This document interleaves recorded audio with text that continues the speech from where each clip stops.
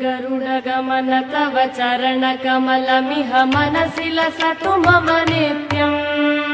गरुडगमन तव चरणकमलमिह मनसि लसतु मम नित्यम् मनसि लसतु मम नित्यम् मम तापमपा गुरुदेव मम पापमपा गुरुदेव मम तापमपा गुरुदेव मम पापमपा गुरुदेव जलजनयन विधिन मुचिहरण मुख विबुध विनुत पद पद्मा जलजनयन विधिन मुचिहरण मुख विबुध विनुत पद पद्मा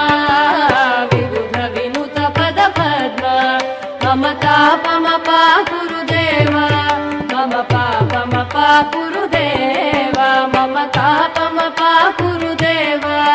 मम पापमपा गुरुदेव।